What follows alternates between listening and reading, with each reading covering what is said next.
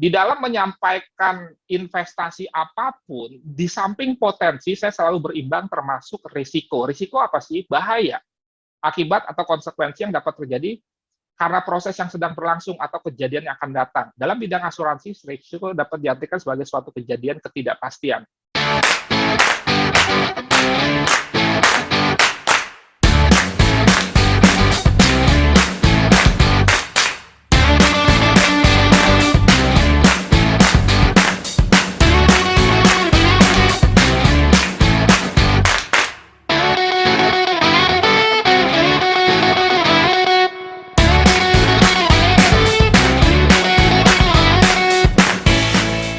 Jadi, kalau ada ketidakpastian, pasti ada risiko. Ini tolong dipahami. Ini global ya, investasi apapun. Sekali lagi saya ulang, kalau ada ketidakpastian, pasti ada risiko. Masalahnya begini loh, apa di dunia ini ada yang pasti? Nggak ada. Nah ini, saya selalu memberikan ilustrasi, bahwa yang pasti itu mati. Betul. Serem banget malam-malam ngomongin itu. Harus, supaya Anda bisa mudah menerimanya. Yang pasti itu mati. Tetapi pertanyaannya, di mana kita mati? Kapan kita mati? Dengan cara apa kita mati? Tidak pasti. Betul nggak? Jadi, investasi apapun pasti ada risikonya. Sehingga, buanglah pikiran-pikiran atau mindset atau pertanyaan, ini pasti profit nggak? Nggak ada yang bisa berikan kepastian. Dan begitu ada ketidakpastian, maka timbullah resiko secara otomatis. Makanya, supaya mobil kita nggak hilang, supaya kita nggak ditabrak, kita nggak nabrak, kita asuransikan. Kenapa? Untuk menghandle resiko. Kalau kita pasti sehat, kita nggak perlu asuransi kesehatan, kan? Tapi masalahnya tiba-tiba kita bisa saja kena yang disebut usus buntu, masuk rumah sakit 25 juta, coba kalau nggak pakai asuransi. Saya nggak jualan asuransi, memberikan konsep supaya Anda paham, kalau alumni TTS sih udah paham ini. Kemudian Warren Buffett bilang, resiko datang dari ketidaktahuan. Terus kalau tahu, ini saya agak kurang setuju juga nih kalau ditelan bulat-bulat. Memang kalau tahu resiko, maka resikonya jadi hilang. Enggak juga, resiko akan selalu ada. Demikian juga dalam cryptocurrency. Jelas ya? Jadi jangan minta tanpa resiko. Kalau Anda minta tanpa resiko, deposito. Deposito pun itu harus dijamin pemerintah dan bunganya sesuai dengan aturan. 4-3% setahun. Setuju ya? Nah, resiko itu ada dua. Menurut saya, sebetulnya sih banyak. Resiko ini banyak. Ada resiko politik, ada resiko kebijakan pemerintah, dan dari sekian banyak, karena saya juga salah seorang asesor mengenai risk di BNSP, itu, bahwa yang disebut dengan resiko dalam hal trading adalah yang pertama, kejahatan dan kesalahan mengelola investasi. Jadi jenisnya nih, ada resiko kejahatan, yang kedua, ada resiko dalam mengelola investasi. Resiko kejahatan itu maksudnya apa? Ini, fraud, penipuan, scam. Ya, santen kapital. Nah, betul nggak? Nah, itu resiko kejahatan. Nah, nomor satu di dalam memasuki investasi, tangkal dulu resiko kejahatannya. Nggak enak kan uang kita hilang bukan karena salah kita. Di samping tetap setelah resiko kejahatan itu kita handle, ada resiko kesalahan mengelola investasi. Jelas ya? Jadi jangan sampai Anda mengalami resiko kejahatan, uangnya dibawa kabur, santen kapital, mark I. Itu sebetulnya dari zaman dulu sudah ada yang disebut dengan MIA, betul nggak? Nah, MIA fintech dan lain sebagainya. Nah, ini nomor satu harus tahu dulu, ini aman nggak? Bukan ini profit apa enggak? Nanti dulu. aman atau tidak dulu, nomor satu. Oke, baru yang kedua, setelah Anda terhindar dari resiko kejahatan, jangan sampai Anda mengalami resiko dalam mengelola investasi. Salah. Nah, untuk itu bagaimana menghindari resiko ini? Nggak ada kata lain, belajar. Nah, ini sedikit info ya. Belajar, nggak ada kata lain dong. Betul nggak? Ya, kita harus tahu nih, bagaimana menghandle resiko itu. Belajar. Kalau Anda bisa belajar sendiri, silahkan. Kalau Anda nggak bisa belajar sendiri, ya cari mentor. Simple. Sesimpel itu. Ya. Sekali lagi, materi banyak. Tapi masalahnya, banyaknya materi ini bisa tetap nggak dipelajari, langsung aja investasi, bisa juga dipelajari, tapi memang nggak mampu untuk mencerna sendiri, cari mentor. Apa saja yang harus Anda ketahui di dalam investasi, khususnya bidang trading? Ya, Anda harus tahu pondasinya, mindset, mekanisme pergerakan harga, time management, Anda harus tahu teknikalnya, Anda harus tahu fundamentalnya, Anda harus tahu sentimentalnya. Di dalam trading forex gold, saya mengetahui semua, dan para alumni udah tahu semua. Di dalam trading cryptocurrency, saya mengetahui fondasi, teknikal, fundamentalnya terus terang saya belum tahu. Sentimentalnya sedang saya pelajari. Nah, itu cara menghandle resiko. Lanjut, masuk. Ya. Sekarang, di dalam cryptocurrency, secara prinsip ada dua produk. Ada koin, ada token. Anda harus paham nih, apa sih bedanya koin atau token? Ini Anda foto aja supaya lebih cepat. Intinya bahwa kalau koin itu adalah aset digital yang memiliki blockchain-nya sendiri. Seperti Bitcoin yang bekerja di blockchain Bitcoin. ETH bekerja di blockchain ETH. Ya, dibuat melalui proses mining atau penambangan dengan mekanisme proof of work dan proof of stake. Nah, ini nih, koin. Nah, kalau token itu diterbitkan oleh suatu project yang kemudian bisa digunakan untuk pembayaran agar dapat menikmati layanan yang disediakan oleh proses tersebut. Token dibuat dengan aplikasi terdesentralisasi. Terhosting biasanya tidak selalu di ETH. Jadi sebagian besar token itu di ETH. Oke. Di ETH misalkan pengembang biasanya mengacu pada standar ERC20. Nanti Anda kalau dalam melakukan transfer dan lain sebagainya, Anda menemukan RC20, RC20 apa sih? Itu token, bukan koin. Agar token-token mereka itu bisa saling operasi dengan aplikasi lainnya di jaringan blockchain ETH tadi. Selain itu terdapat juga standar yang lain ya, misalkan NFT ya. Terus di samping sebagai stablecoin, jadi token ini salah satu fungsinya bisa stablecoin. Contoh stablecoin itu apa? USDT. Nah, itu contohnya tuh. Jadi sejatinya dia bukan untuk cari profit nih. Sejatinya ya. Nah, USDT kalau di toko kripto nanti BIDR dia stablecoin. Penyetabil aja, bukan untuk sebetulnya kita mendapatkan profit. Nah, kemudian juga ada NFT. Salah satu fungsi dari token yang memiliki arti bahwa nilai suatu absen tidak bisa digantikan oleh benda lain yang memiliki satuan serupa. Jadi nggak bisa digantikan, spesifik. Maksudnya nggak bisa digantikan gimana sih? Gini loh contoh. Kalau Anda punya uang 10.000, itu kan bisa digantikan dengan uang 1.000 10 lembar, betul nggak? Nah, kalau NFT non, ya, yang tadi saya katakan di sini, itu nggak bisa. Jelas ya? Jadi, salah satu NFT ini bahkan bisa menjadi koleksi seni. Cuitan bos Twitter pertama, itu kan tidak bisa digantikan. Itu nilainya sampai miliaran loh. Silakan Anda cek di Google. Itu NFT. Oke? Sedangkan saat ini ribuan token yang beredar, mulai dari yang stablecoin, Tether, USDT itu misalkan. Nah, sekarang tujuan serta kegunaan dari keduanya memiliki perbedaan. Koin memiliki karakteristik seperti uang, sehingga dapat dijadikan sebagai alat pembayaran dan investasi. Sedangkan token biasanya, ini kapital ya, biasanya nih, digunakan sebagai alat tukar ketika menjalankan sebuah layanan project yang menyediakan token.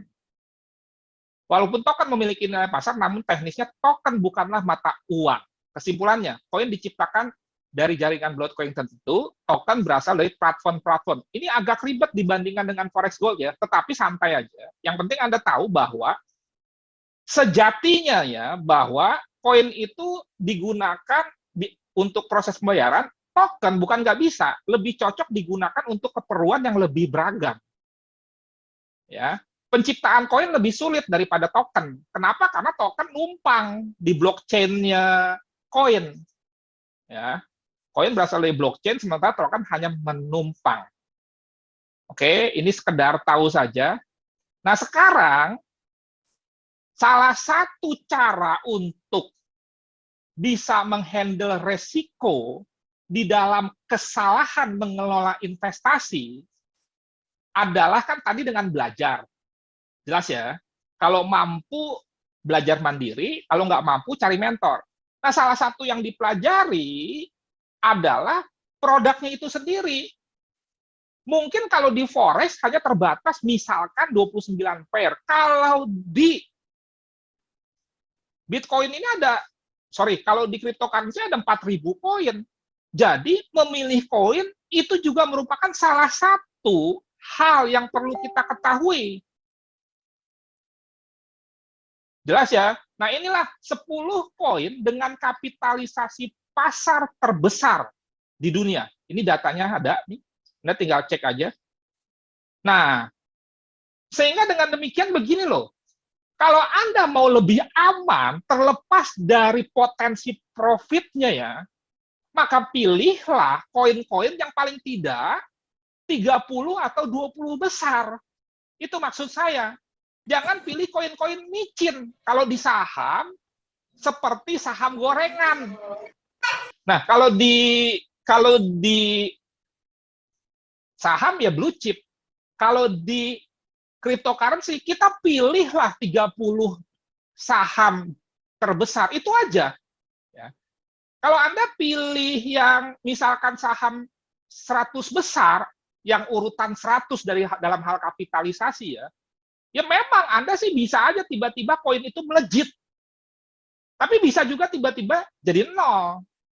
Nah, tapi kalau 20-30 besar ya saya nggak pernah bilang pasti sih. Potensi untuk jadi nolnya itu hampir tidak ada. Sama seperti saham blue chip. Pertanyaannya, misalkan BBRI kita anggap seperti Bitcoin, BTC USD. BBRI bisa tutup nggak?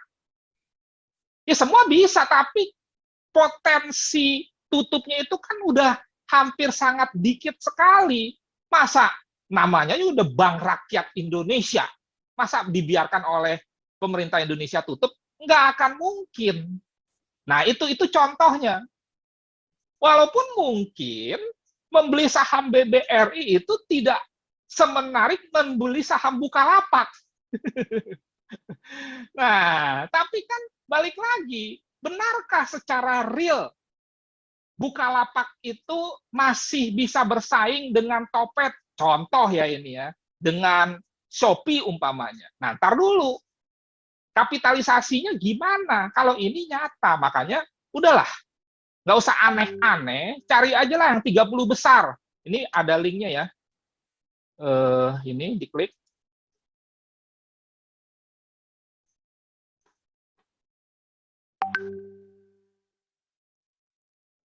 Nah, ini nih. Ini ada bahasa Indonesianya. Coin market cap. Koinnya pakai bahasa Inggris, cap-nya tuh kapital, CAP. Pakai bahasa Inggris. Kalau Indonesia /ID. Nah, inilah koin. Jadi Anda nggak usah repot-repot.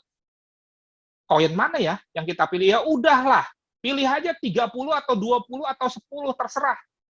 Ini aman, koin ini.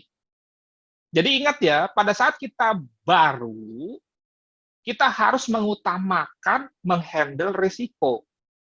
Salah satu bentuk untuk menekan risiko dengan melakukan trading di mana koinnya itu masuk 30 besar. Nah, lanjut sekarang mengenai brokernya nih, sekuritasnya. Ingat ya, kalau di saham namanya sekuritas, kalau di forex gold namanya broker, kalau di kripto namanya exchange. Nah, inilah 10 besar internasional ya. Binance, Coinbase, FTX, Kraken, udah nggak usah aneh-aneh, sekali lagi buka account-nya ya udah dari salah satu di antara 10 ini aja, jangan aneh-aneh. Jelas ya? Sama aja gitu kan. Tiba-tiba brokernya apa itu? Broker santan kayak perasaan kelapa. Makanya nggak usah aneh-aneh gitu loh. Ini 10 besar. Kalau di cryptocurrency, 10 besarnya ini, menurut saya sebagai ilustrasi, sama seperti 10 big boy di Forex Gold. Ini kan kelas dunia. Jadi ini seperti Citibank, JP Morgan. Bayangkan, kalau di Forex Gold, Anda mau buka account di Citibank, Anda diminta dana berapa? DMA lah, ECN lah, STP lah, kan gitu. Bayangkan loh, big boy-nya. Jadi ini kelasnya tuh udah internasional. Kita kayak berhubungan langsung dengan Citibank-nya, JP Morgan-nya, Deutsche Bank-nya di kripto. Oke? Saya kembalikan kepada Anda. Menurut Anda aman nggak? Karena saya biasanya mengedepankan keamanan dulu, bukan potensi profit. Beda dengan yang lain. Jelas aman dong kalau kita buka account di sini, nggak ada cerita di bawah kabur seperti Santen Kopi, Capital, Mark I, nggak ada. Dan kita nggak perlu Wiki FX, nggak perlu. Pokoknya lihat aja kapitalisasi pasarnya 10 besar, udah Anda mau ke misalkan Coinbase silahkan, Binance silahkan, yang penting 10 besar ini. Dan ini juga ada linknya, kalau Anda mau tahu yang lain, silahkan lagi. Apa perlu saya berikan lagi nih linknya? Nggak usah ya.